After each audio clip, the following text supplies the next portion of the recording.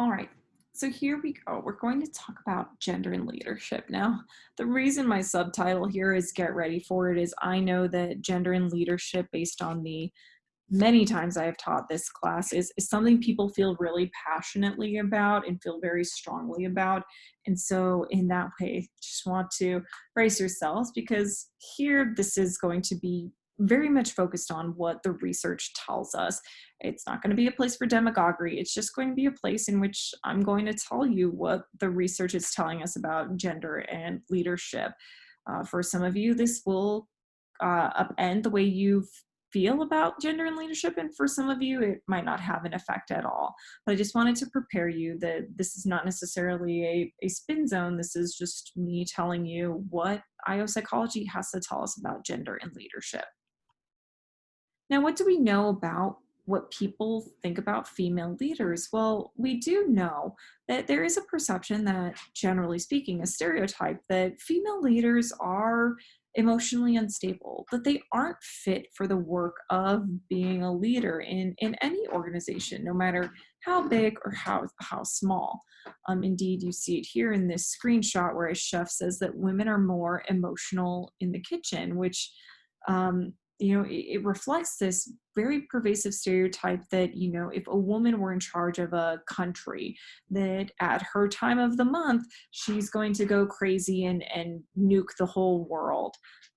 So in that way, we have to acknowledge that there is a pervasive stereotype about women being ill-equipped because of whatever reason, usually particularly that we are too emotional, that we are ill-equipped to be leaders or fulfill leadership roles.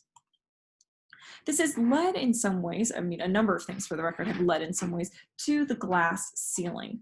The glass ceiling is this phenomenon where women are limited in the extent to which they can achieve high level opportunities. So, for example, at least in this country, no woman has ever served as president. And so some people say that there is a glass ceiling when it comes to um, women's achievement in politics.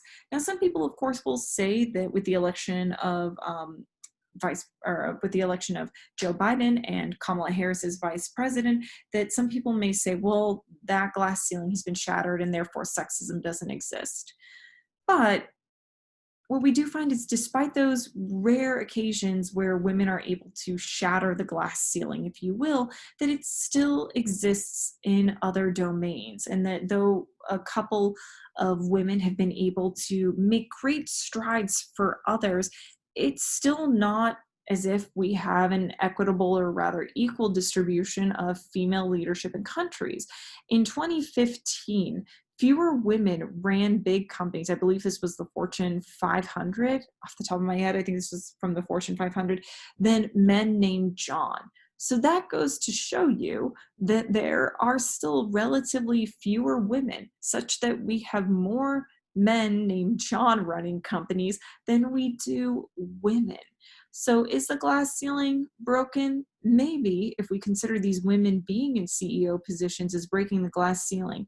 But to pretend that, one or two women out of the entire Fortune 100 or Fortune 500 company is enough to break the glass ceiling would be probably a disservice then to the pervasive experience of sexism in leadership, or rather the evaluation of people fulfilling leadership roles.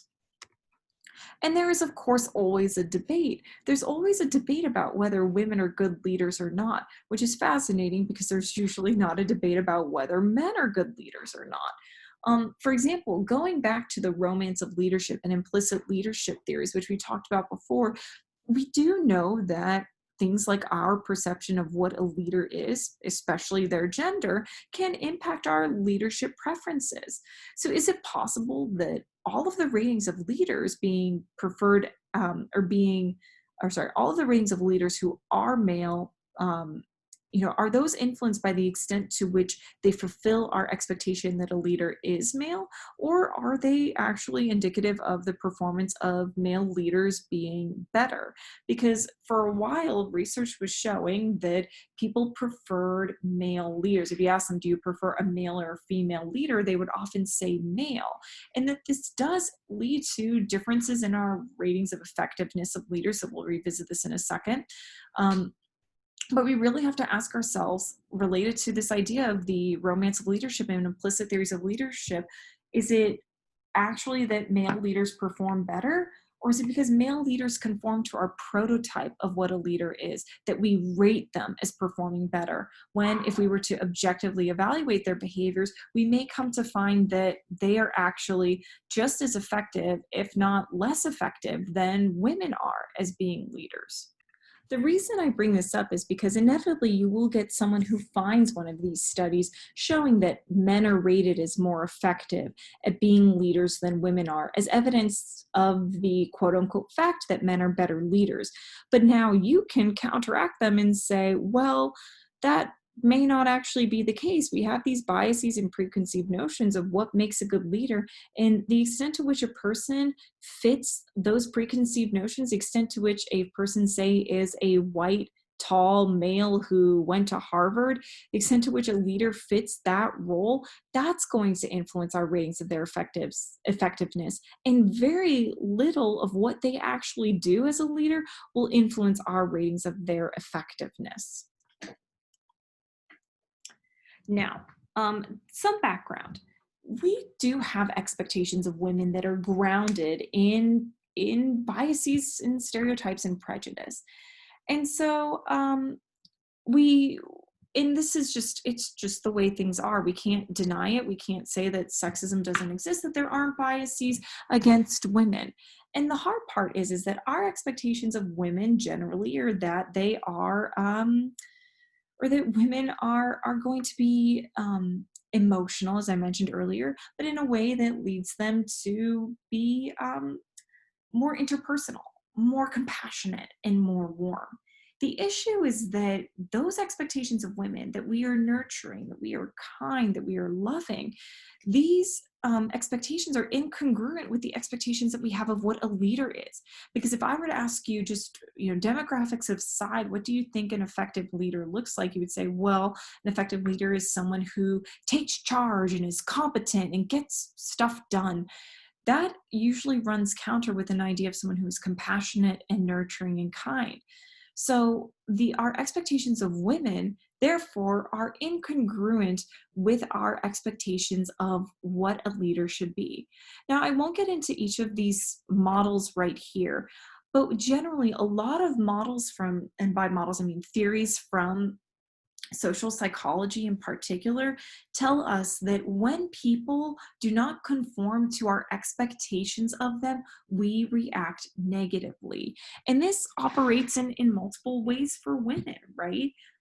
Women are going to have to deal with their lack of conformity to their female roles or expectations, or they're going to have to deal with their lack of conformity to the expectations that we have of a leader.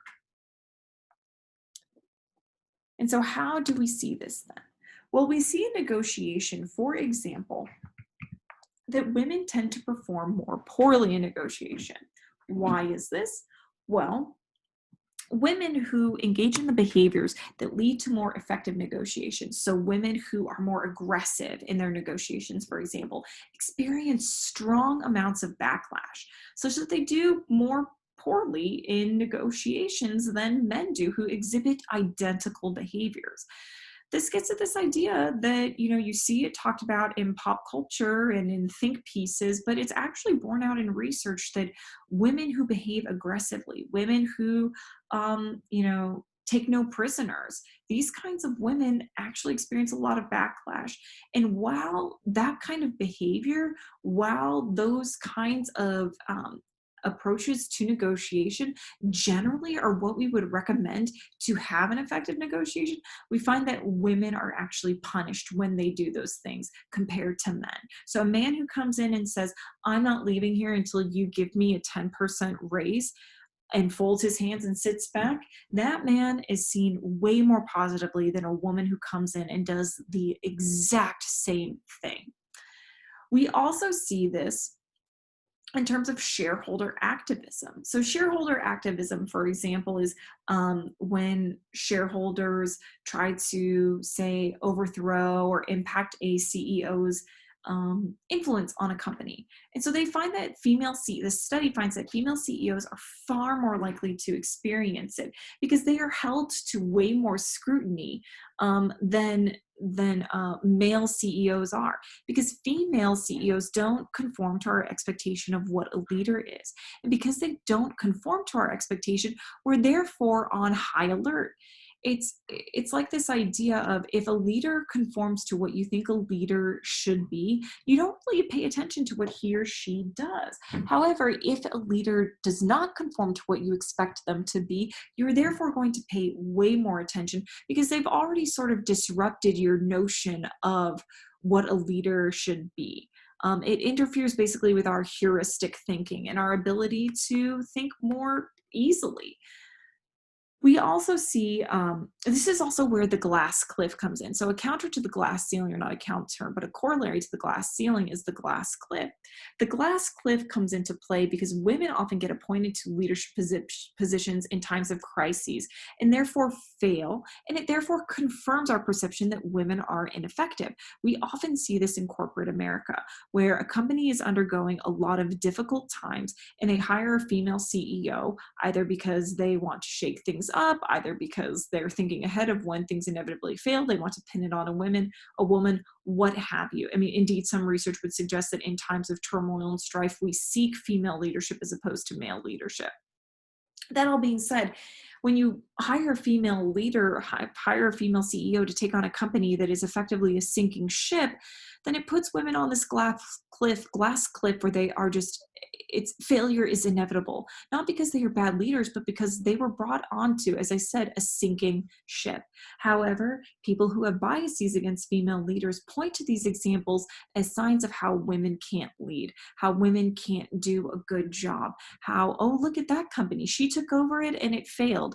Little do they point out that the female leader took on while the company was already on a downward spiral, and she was basically handed a failure that no one could fix. So that's where we get the glass cliff.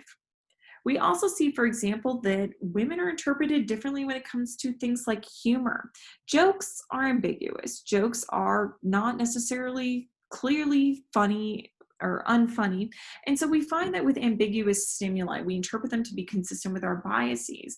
With humor, we find that men actually show status and subsequent performance ratings increase because they use humor.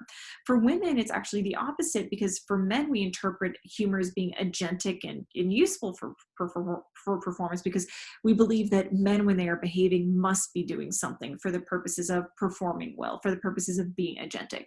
For women, not so much. And so this leads to decrements in status because it has a negative impact on performance evaluations. If a woman tries to be funny, she's punished way more, basically, than a man is for trying to be funny, or a man is when he is making jokes or trying to use humor as part of his leadership.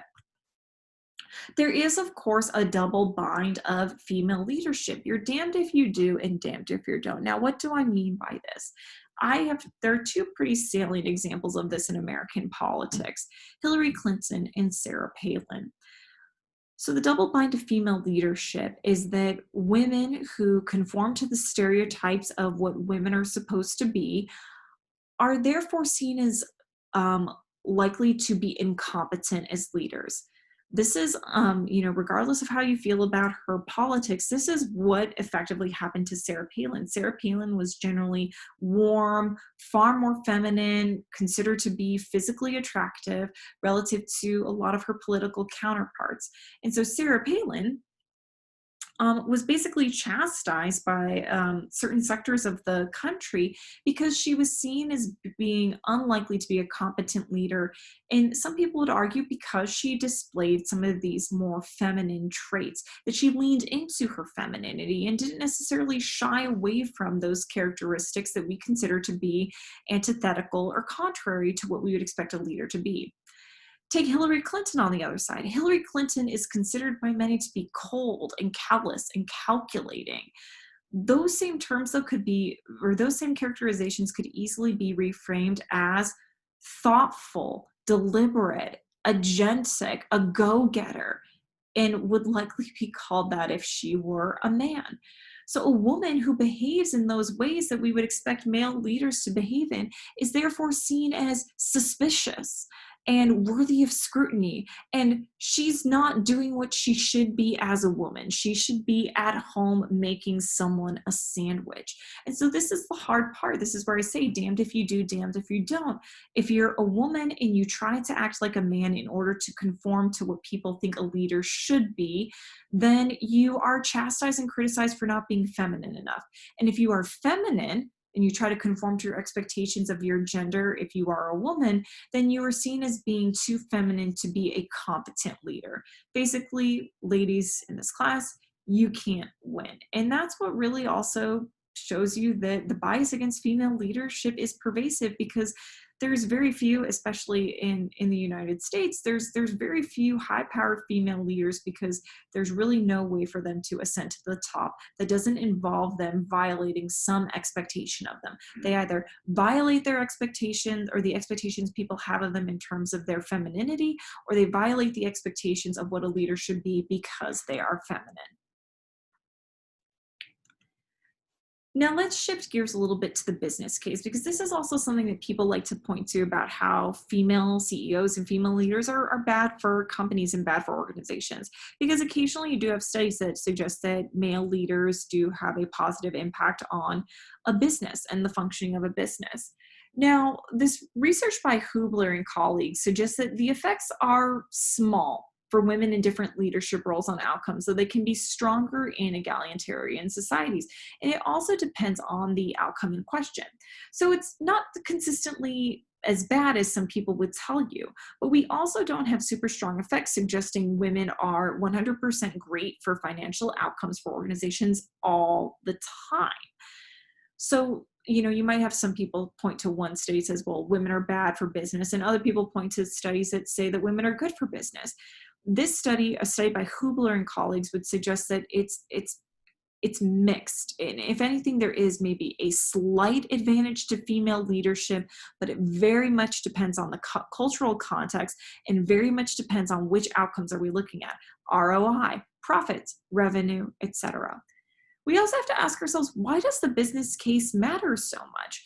Because there is a triple bottom line of organizational performance. Yes, financial performance is part of that triple bottom line, but so is social performance and environmental performance. And in those two other domains, it's possible that women perform much better than men do in positions of leadership. Furthermore, as we see in a bit, it's a conundrum. Are women poor leaders, and that's why we don't see extremely strong effects? Or is it because people just react negatively to women regardless of the quality of their leadership? This also goes back to this argument I'm making and other researchers have made about implicit theories of leadership. Oops. So I'm going to post this great video to the channel. I really recommend that you watch it. It features some research by Nikolai Foss. It's one of the few YouTube videos out there that actually is doing a good job of discussing research and isn't just some conspiracy theorist or demagogue peddling misinformation. But here, Nikolai Foss basically notes that it really depends on whether women are effective in terms of innovation and entrepreneurship in a company. What this study shows, that I will post to the channel, is that more women in top management teams lead to more women innovation, but you need a critical mass of women in top management teams. But when you have a female-dominated organization, it gets weaker too. The point here, once again, is that situation influences so much of the effectiveness of leadership, which is something that came up earlier in the contingency theories, that it really depends on the situation how effective a leader will be. Another thing relating to innovation and entrepreneurship, and this looks at the probability of failure for women-led versus men-led new businesses. Here you can see in this graph that the probability of failure becomes much higher at a higher rate for women than it does for men. So one thing that this research shows is that it seems like people believe when it comes to female-led new businesses, there's this idea that women are seen as less deserving of their roles when they take on a co-founder role in a new business. So if a woman is a co-founder of a new business, and this is relevant for those of you who want to have startups, it seems like women are perceived as being less deserving of that role because people think that women don't belong in leadership and they're also incompetent at leadership. And so people believe that they are more likely to fail. Men, not so much. We think for some reason that men are just automatically better leaders. And so when we see a male-led new business, we are less likely to think that it is likely to fail. But if you can believe it, men even do better in female-dominated fields. This is something known as the glass escalator, that men, when they start companies in female-dominated fields, do a lot better because they're given the benefit of the doubt. They're given the benefit of the doubt that women wouldn't receive if they ever tried to do the same in a male-dominated field. So the point here is that, unfortunately, when women put themselves in positions of leadership, people automatically assume that they aren't going to be good at it and that they don't deserve the position. And because of that, that limits their success, regardless of, once again, how successful we think or regardless of what their actual behaviors are. It's a really uphill battle, in other words, for women to capitalize on their leadership roles when they even get to them, which is also an uphill battle in the first place. Some other findings that research has shown about female leadership is that women may actually be more transformational, which is important to note because this article, I think this is from HBR, Harvard Business Review, is that women score higher than men in most leadership skills. When we actually ask people to evaluate these specific skills that women may have, specific behaviors, specific activities that they engage in, as opposed to just asking people overall, do you think this person is an effective leader? We tend to find that women are rated more positively. This is no surprise. Women do tend to be more transformational, and we know that transformational leadership has some of the strongest impacts on employee outcomes. We also find that women are more democratic, and men, on the other hand, are more autocratic, and people tend to respond more positively to democratic leadership. When people ask about leadership styles they prefer, we find that women actually tend to be more likely to possess those leadership styles than men. For example, with transformational leadership, people prefer transformational leadership over other types of leadership styles, generally speaking. Women tend to be higher on transformational leadership. So this once again suggests that our displeasure with female leaders has very little to do with their ability to be a good leader and rather has more to do with them failing to fulfill our prototype of what we think a leader should be. Let's also talk about culture and how culture can influence leadership. Now, the important points from the cultural research is that charismatic leadership is generally seen as effective across cultures. So if you're ever going to work in an international business setting, charismatic leadership is always going to have a strong positive effect, regardless of the culture that you're in. Leaders are effective, though, to the extent to which they conform to culture-based expectations. And this once again gets at the idea of prototypes. If you conform to the prototype within that culture of a leader, you are more likely to be seen as a successful and effective leader, effectively, regardless of whether or not you are actually a good leader.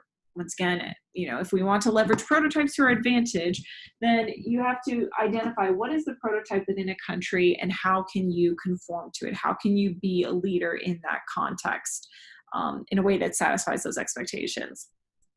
Now, pulling culture and gender together, some of you may be saying, well, I wonder then if women are even less likely to be in leadership positions in other countries. America is such an egalitarian society. If we're not really good at electing and promoting female leaders, then other countries must be far worse at it than we are. Actually, that's not quite true. Across the world, across all continents, other countries have been far better at identifying and electing and promoting female leaders. Of course, it's not great, and the next slide will show that. But if you're now trying to pull some ideas together and think, well, if our American prototype of a leader generally skews, man, it must be far worse in other countries that aren't as egalitarian. And that's, it's just not as true as you might think. And here you see a wide range of women, as I said, from across the globe who have been elected to heads of state. And some of these women are deceased, some of them are still living. But this just goes to show that, the prototype of a leader across the world may not also be a man. In other countries, the prototype of a leader may be not dependent on gender. So just something to think that sort of unifies these 2 points before we move on. Now, I will admit, America is not alone in our failure to ever elect a female head of state or female head of government. We certainly aren't alone in our failure to elect female leaders. But what's also important to note is that we are nevertheless unique compared to some other countries where they have elected female leaders of state. And what this would suggest is that maybe in other countries, we will find that the prototype of a leader is not either based on gender or is not 100% think leader, think man. Now, the thing I want to close out on is the dark side of leadership. This basically is going to boil down to the dark triad. The dark triad refers to 3 different traits of leaders that can be problematic for leaders in the sense that they lead to some not so good outcomes and not so good effects for followers. So what are they? They are psychopathy, narcissism, and Machiavellianism. You can see here I have illustrated each trait with certain MCU, Marvel Cinematic Universe villains, because most villains in any movie demonstrate dark triad traits, or one or many of them. So psychopathy refers to leaders who are antisocial, impulsive, and low on empathy. So they don't particularly care for other people and they act brashly. They don't really have a concern for other persons. Once again, it's hard to imagine how these people become leaders if they don't care about other people, but it's all about control, influence, and power. Then we have narcissism. Narcissism is a lack of empathy characterized by entitlement, grandiosity, and selfishness. Narcissism, it refers to just a person who is obsessed with themselves and obsessed with prioritizing their wants, their needs, and their desires over everyone and everything else. Then we have Machiavellianism. Machiavellianism is the extent to which an individual is interested in achieving and obtaining power and control over others. So this often results in callous, cold, manipulative, and exploitative behaviors. Machiavellianism, for the record, we get this term from Niccolo Machiavelli, who wrote The Prince. And The Prince is a relatively short political treatise about what the ideal leader, or rather the effective leader of a country should be. Niccolo Machiavelli is the person we get the quote, "It is far better to be feared than loved if you cannot be both," from. We get that quote from him. So that gives you an idea of what Niccolo Machiavelli thought of in terms of effective leadership. And so, as I said, this is where we get this idea of someone who is obsessed with obtaining and keeping power. I should note really quickly about narcissism and psychopathy.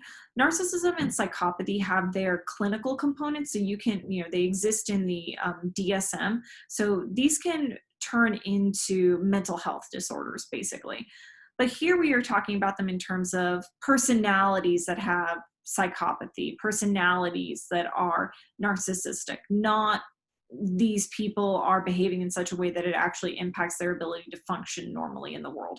When your psychopathy and when your narcissism impact your ability to function normally and effectively with other people and in the world, that's when it becomes a mental health disorder. So just want to note that this is not the clinical, you would go to a psychiatrist or a psychologist level of psychopathy or narcissism. So some notes, these traits do lead to undesirable outcomes like a lack of empathy, though a lack of empathy, of course, is characteristic of some of these things. We see that these people, these leaders just do not tend to care about their followers, and they can engage in some things like abusive supervision. We also find that men tend to be higher on these traits compared to women. Once again, trying to build the bridges between some of the other things we talked about in this lecture. So some of the takeaways then that we can have just putting everything together. Leadership is complicated. It is very often in the eye of the beholder, and that's what we see in our discussion of gender and its impact on leadership and our perceptions thereof. That part of our idea about women in leadership is, and why people believe that women are largely ineffective leaders, is that we don't believe women should be leaders. They're not our prototypic leaders, and it's basically an Ouroboros in some way. It's a self-fulfilling prophecy. It just it reinforces itself, right?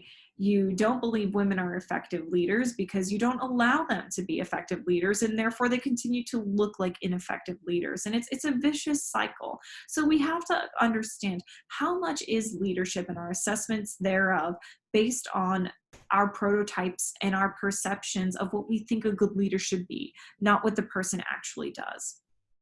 It is therefore actually very difficult to look at demographics and look at traits, or even just look at anything we could predict and say whether someone will be a good or bad leader, because once again, the perception of a leader's effectiveness is often driven by people's prototypes and their preconceived notions and biases about what makes a good leader. So what can we reasonably conclude from this? Because I know I threw a lot of information at you. Well, transformational leadership has a positive impact on employees. That is one thing we can take away from here. Dark traits are not a good thing to possess, though that is, I won't go into it too much, somewhat debated by researchers now, but generally dark traits are not a good thing to possess. So you don't want someone who's high on psychopathy, Machiavellianism, or narcissism. Yes, I did say narcissism. So those are the major takeaways. Like I said, I threw a lot at you, and I don't mean to get on my soapbox, though I know it's really hard not to, about gender, but my goal here was just to tell you, what does the research show? What does the data show? Why do we see this pervasive bias against female leaders? Of course, there are going to be some of you who walk away from this still thinking that women just make bad leaders. And unfortunately, what that suggests is that that's your prototype. And for the rest of your life, unless you change that prototype, you are always going to see women as being ineffective leaders.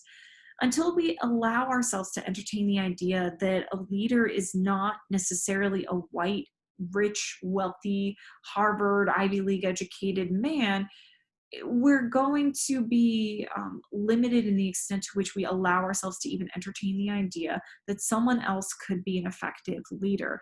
We will be limited in the extent to which we allow those people to succeed and prove us wrong. I'm sure there are some of you who are saying, look, I don't think women are bad leaders, but I wouldn't think women are bad leaders if I could see one who is effective.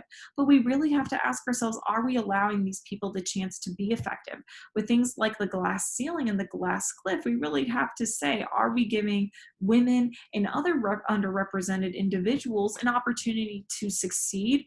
Or are we just hoping and waiting for them to fail so it confirms what we already think?